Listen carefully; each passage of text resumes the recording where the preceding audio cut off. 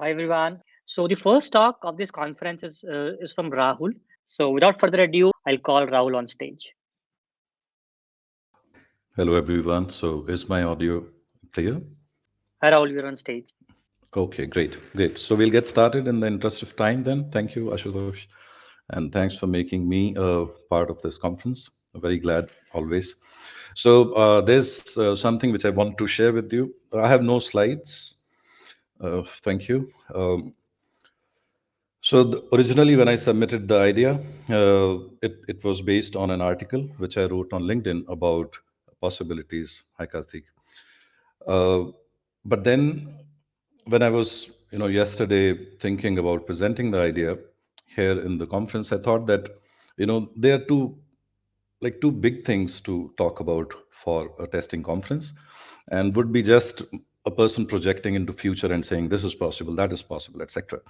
So I thought not a good platform and not a good use of time, because I believe that the our struggle as a testing community is a little different from when a developer talks about AI or when businesses are talking about AI. From the LinkedIn posts which I see that our struggle is a bit different. We have some fundamental problems to fight in our mind first before we talk of AI.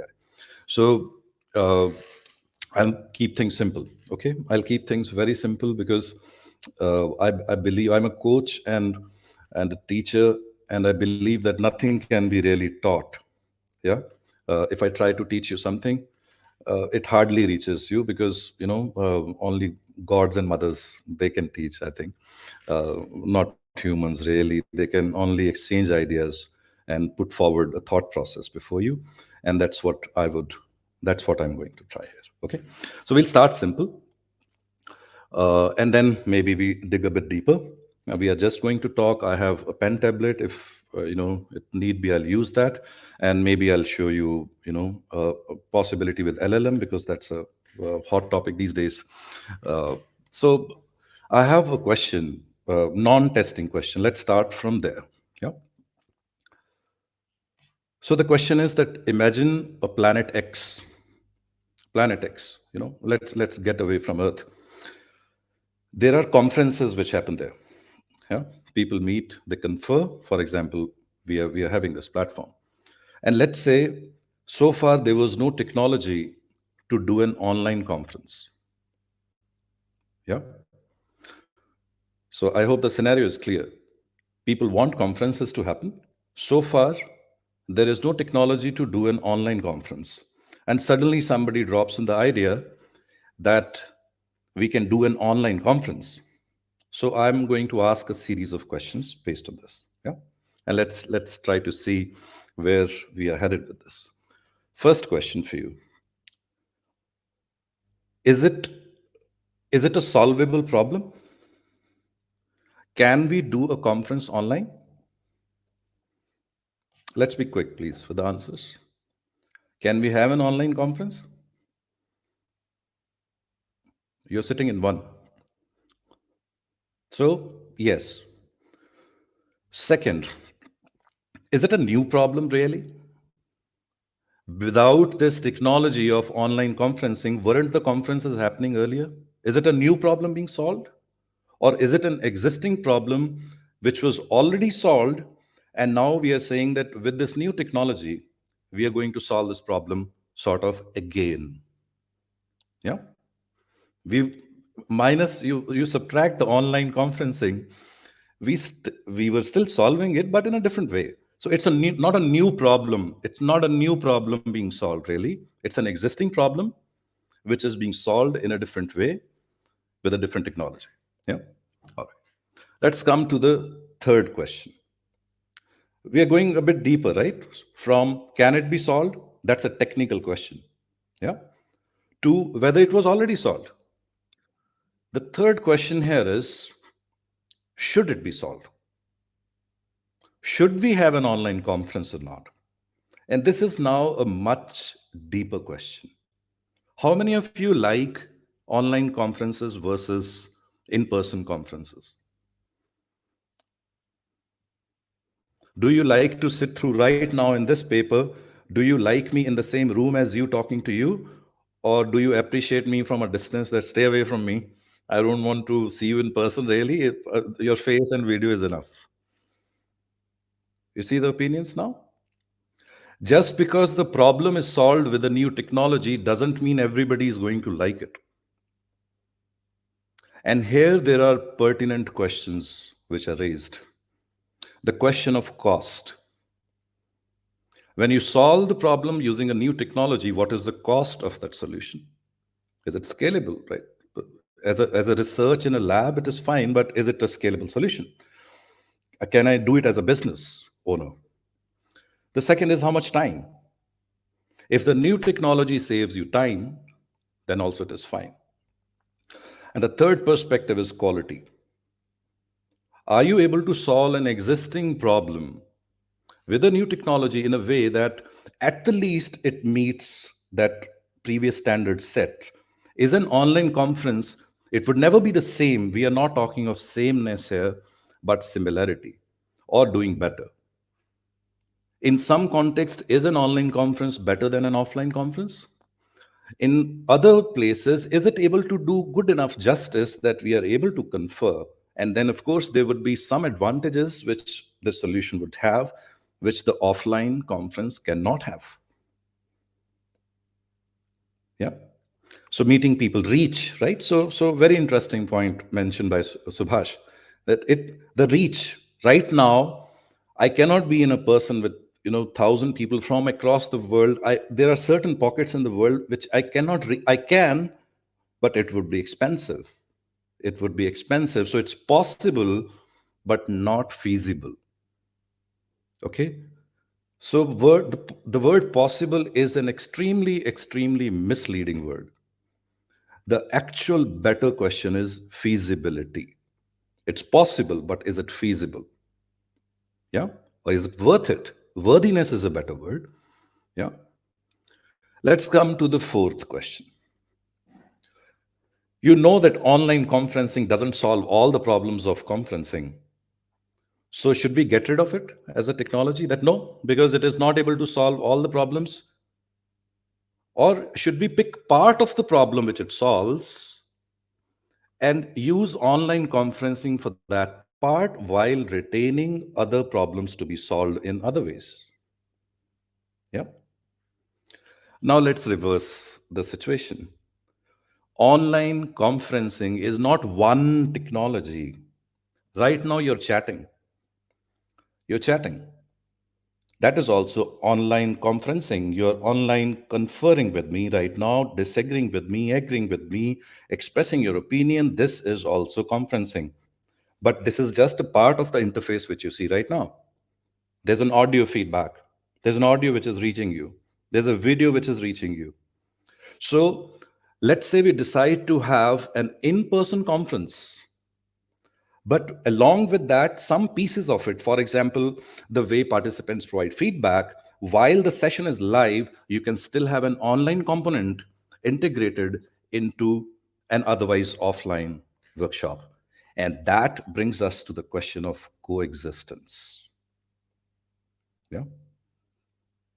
A new technology can solve the problem if we choose it to, but eventually it would end up coexisting with the existing solutions.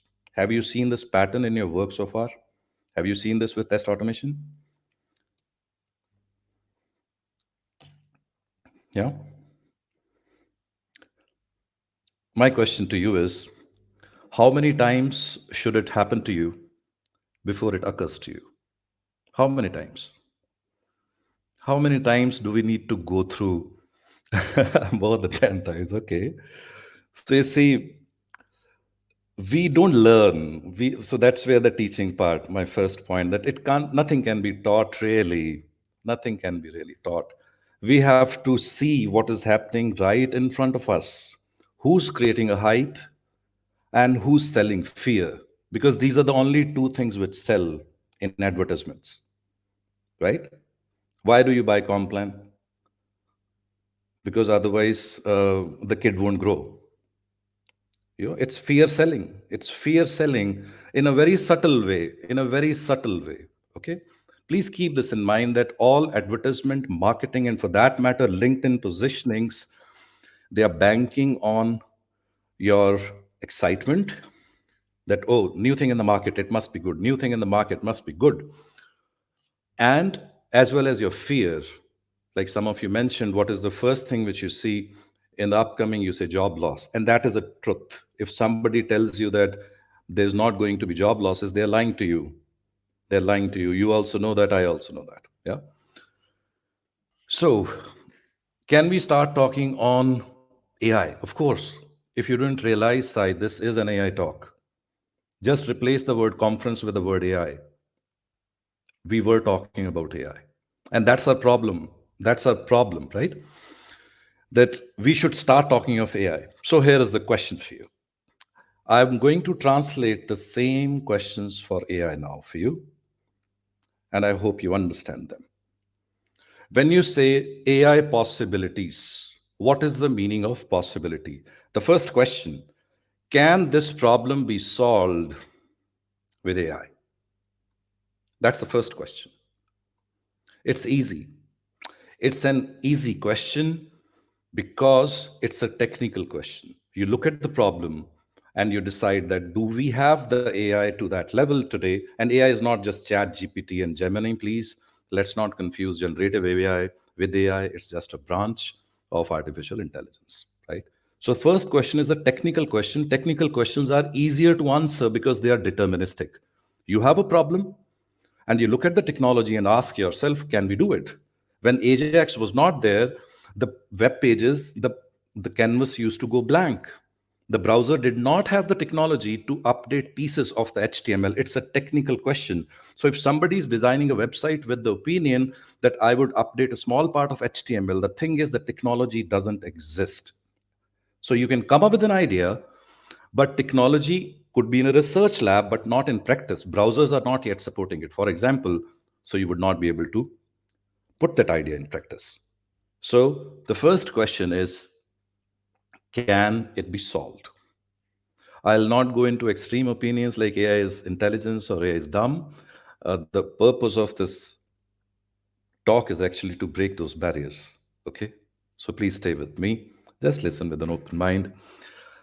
The second, so you are trying to answer this question in the absolute way that can it be solved with you? This it is not testing. Okay? Remember that part problem. It is not testing. If we say, can testing be solved with AI? You are creating a straw man argument. You know, and that's what LinkedIn posts are doing to you. The question is not, can testing be solved with AI? The question is, which parts of testing can be solved with AI? If we want to progress as testing community, we need to move to maturer questions, please. Then people can't sell hype to you, and then people cannot sell fear to you. Then we have some logical discussions happening. Yeah. The second part is this problem already solved? Now pick any problem in testing and ask yourself, is this problem already solved? Then when you look at a LinkedIn post which takes boundary value analysis question to an AI technology and tries to solve it, the first thing you should ask yourself, is it an already solved problem? Okay. Can I write code to solve this problem? Of course, boundary value analysis is a basic arithmetic problem. You can write code to solve most of it. It's a deterministic problem. You choose to take it to an LLM, you choose to take it to an AI. You should keep in mind this is not the right problem for LLM. It's a misuse of the technology.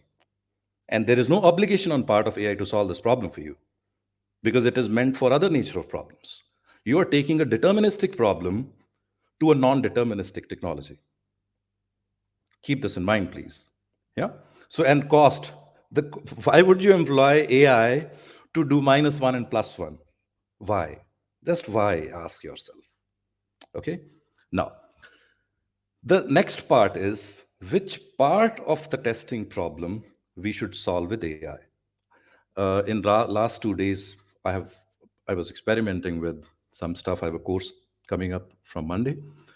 So one such problem, I can tell you, we should talk with logic. So here's a practical example. Identifying duplicate tests. Okay. So those who think, you know, There's a group amongst testing community which says nothing can be solved in AI. This appeal is not to them. Yeah, they should just open up their minds. The other people who are trying to solve everything with LLMs today, for example, it's very hyped. Take this problem and try to solve it. Okay, take this problem and try to solve. Identify duplicate tests. This problem has on the face of it written AI. Okay, this is an AI worthy problem because there's an interpretation part to it, because there's a text interpretation, there is a context interpretation. It's an open ended problem which is not fully solvable with LLMs the way we are using LLMs right now with basic prompting. Okay, so you would end up doing other parts of AI components along with LLM to possibly reach at a solution. This is what I was informed as well, right?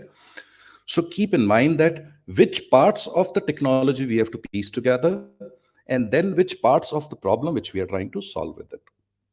These are maturer questions, which further lead us to the final thing, which is coexistence.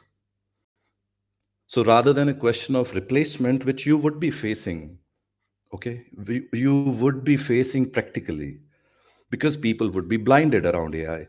They would try to blindly impose it on you. Maybe you are that person who's blindly imposing it on others. But eventually, you would see coexistence. There are pieces of problems which would be solved with AI. There would be pieces of problems which they cannot. And this harmony is what eventually technologies need to find. But business interests usually go against them. There are companies trying to sell you something, there are consultants trying to sell you something. So, in all that noise, sometimes the message gets lost. So, please be careful. Please be careful. And if we are a part of the problem, let's say if I become a part of the problem where I'm creating too much hype around it, or if I am doing the fear selling, I need to look inside me and ask myself why I'm doing so. If I don't have an agenda, if I don't have a business interest, and I'm doing it for the sake of community, let's say, then I I'm not doing it right. If I have a business interest, I can appreciate. So you are selling. If I have an agenda, okay, I can appreciate that also, because there is all this narrative and agenda and everything. But then don't say that you are a neutral person. Don't try to fool the community after that, please. Yeah, be what you are and take that stance properly. All right. Now, enough talking. Uh, Let me show you something. I'll share the screen, and maybe there's a message here and there which you could take from it.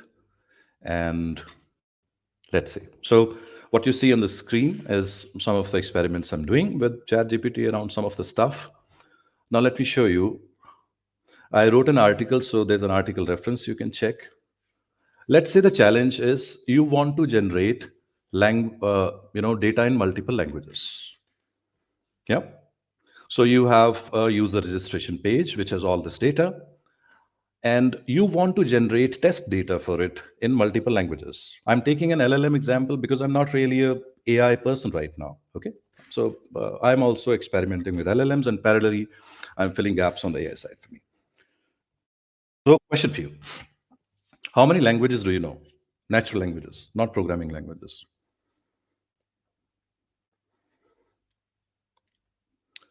Two, four, four. Okay.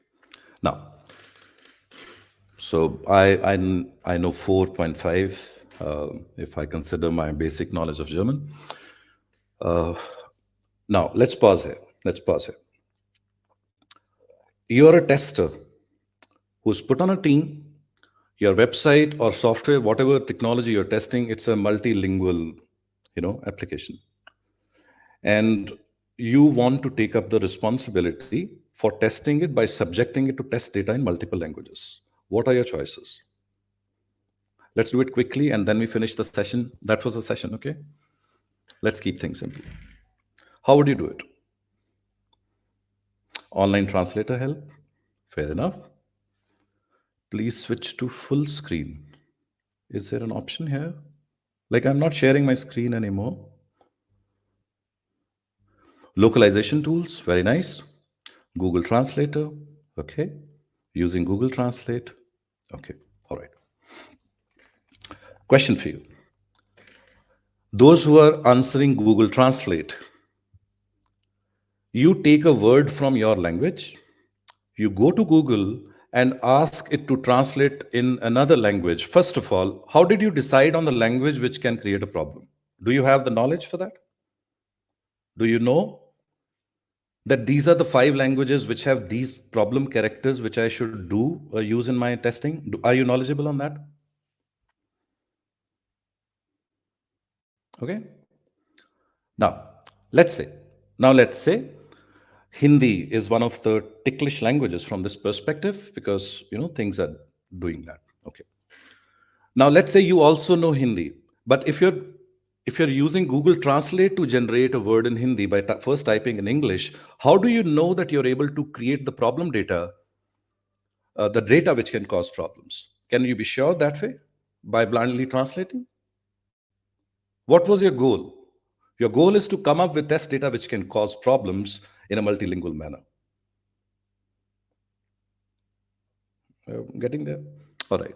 One of the solution which you haven't listed is their test data generators. There are libraries out there like Mimesis and Python in which you can generate data in 30, 35 languages. But for that, you first need to know coding. Okay. Then you need to know what are different languages which can have an impact and how and why and whatnot. Right? I don't have that knowledge. After 20 years in testing, individual contributor, I don't have that knowledge. To some extent, I can project, oh, I should consider Japanese, but what is just any Japanese text is fine? Just any Chinese text is fine? Really? Now, for this particular purpose, you try to bring a linguist. In how many languages would you bring that linguist to you in your team? Can you afford that? It's a cost. You can, you see, it's possible, but it's not feasible.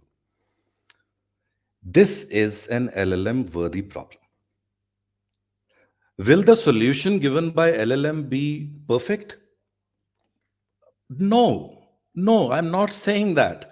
But if a fresher in your team is able to generate data in 10 languages, okay, with one command, he's able to get that data and test this form. On that particular moment, that fresher in testing is better than you and me. Agree or disagree in this particular context? Was it a better test than you? It's a better test than me. It's a better test than me. This is what a technology is supposed to enable. If you try to always convert, this is what I'm doing, let this technology convert it from me. It's the same thought process which damaged our community in test automation. We never let test automation be what it is supposed to be because we were always in the conversion mindset that this is my manual test case, so-called manual test case. Let me write that in automation. We it was a lie all along. No test can be translated in completeness. You always end up expressing only a part of it when you code it. You take away the human element from it. And automation can do much more for you. But with this conversion mentality, we never let it be. So today, when you go to LI and you take a boundary value analysis problem, a maths problem to LLM, and trying to prove LLMs don't work, you are killing opportunities that way. And by listening to those contents, please don't do that to yourself. It's like a box of sweets. Every time a technology comes, testers are critical about it, and other people pick their favorite sweet and run away with the best parts of that. And now they create testing tools for you. Don't let it happen this time, please. Let's pick up with I'm not creating hype here, please. I'm not doing that. LLMs have their flaws, but don't go to with the mindset of proving a flaw. Go with the mindset of making use of it. On the way, you would find the flaws. Similarly, don't go to LLMs or AI with hype, because then you would get into the mindset of for always proving that it works. Okay, both these extremes are not the solutions. And that's why I took this presentation on possibility. If your goal is that I can do it, then there's a bias in it. There's a bias in it. Consider the cost constraint, time constraints, and always consider people as the focus, that to solve a particular problem, what level of skill is needed. What kind of person? You know, people who are involved in hiring, your worst nightmare is to get a good person on your team. Look at how many interviews you do to get the right candidate, the person who can think. So if there is a technology which simplifies some part of it, even if there's a little compromise on quality, you would find that business people are going to prefer that. Okay, that is those are things happening around us. And I would just show you, it's not the way of doing it, but let me show you the output which I got with a little bit of prompting, experiment here for this problem, test data generation. It was simple that I did not go through the prompting the way people project to you. I take it as a technical problem. Communicating in natural language with LLMs is a lie, you have been told. Please come out of that. You're talking to a program. You're talking to technology, not a person. Don't forget that. And technologies understand markup. I have an article on this. You can find this example there and try yourself. So there's a prompting structure. What I ask the LLM is, what are the 10 natural languages which can have challenges? Okay. I don't know whether the output would be right or wrong. You can see for yourself. Then I say create a language table with language and challenges. That why did you choose this language? Tell me. So I can validate. I can validate the reasoning. And then I'm asking create one example of user data for each language by incorporating the above challenges which you identified. Right? Let's say. So it gives me 10 languages and it mentions the challenges. So I can go through it. I won't consume this output blindly. So that is not an argument against using LLMs. Of course, it would give you some hallucinations, but who told you to use its output blindly? You are the prompter, you are the person responsible, you are the person who's responsible to read it. Yeah. So it gives me 10 and there's a decent output here. And you see, this is the data table I got. Please think very carefully. If you have this anti LLM agenda in your mind or you're listening to all of that, please rethink. And people who are going to showcase this and say LLMs are great, they work all the time, please be very careful about those people as well. On that note, I would finish my presentation. So, open to questions. Thank you very much for your patience. This article is available on my LinkedIn profile. And the original presentation, which I was supposed to do, AI possibilities in testing, in its original write up, it's available for free on LinkedIn. So both of these are sort of complementary to this presentation. Thank you very much. Sorry for being 1 minute late. Okay. Thank you so much, Rahul, for doing this session. And while I was listening to you, to our own test drive team of our own people who work with us, I've been telling them to listen to you. Of what you have been telling here is not just applicable to testing, but to a lot of other things also. So I sincerely hope that this talk has lived his title. That Rahul has given you the perspective and possibilities. He has not given you the possibilities. He has given you a perspective on what can be done and what cannot be done and should not take extremes. So please make sure that you live up to the title of. So in the interest of time, I'll take only one question, Rahul, which is not the most upvoted question, but is a question which talks about the possibilities here.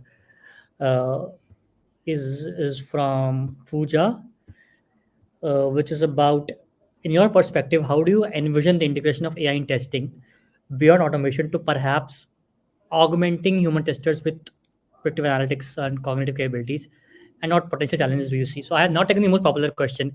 I have taken the question Okay.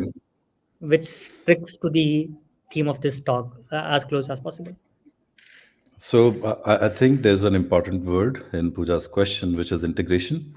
So the moment you bring the word integration into your mind, you're already thinking on the path of coexistence, which was actually the primary theme of my talk as well. That I don't see technologies replacing humans as such. You see, this is an argument on LinkedIn usually made. Will they replace some humans? Yes, of course. That's why people are creating it. So, these are those straw man arguments. Don't fall for that. Is AI going to replace some jobs? Of course, it is already doing it. You also know that I am also doing, knowing that. The thing is that we as testers, what do? We have to upkeep, we have to be open to the technology, we can learn. That's what I am also doing. My profile says I'm a student of testing. This is not the first time it has happened to testers, or for that matter developers. Technologies come and we have to make our choices. My presentation was about making the choice with a balanced mind. Don't let hype in your life or fear in your life. Just go on, go, wear your student shoes. And there's enough literature and people out there that you can learn these things even for free without spending any money. So it's just your time which is the cost. So learn every day, and that's what I'm you saw those, all those chats in the left. Those are all my experiments which I'm doing these days. So I'm on the same path as you, and I have the same concerns as you as well. So I'm not sitting here as an expert. So we are in the same boat, I would say. All right. I think with that, in the interest of time, I'll have to end it here. I'm sorry to all the people who asked these questions, so many questions, but if we can't take in the interest of time, I'm sure that Rahul would be available offline and online during the sessions, other sessions also, and offline. Anyways, he's approachable on LinkedIn for your questions. So thank you all so much for doing this, and thank you so many people to all the people who turned up for this session. I again would reiterate that this talk was about a perspective on possibilities. It was not on possibilities. So again, go back, listen to the talk, see what you can do with AI, and a lot more.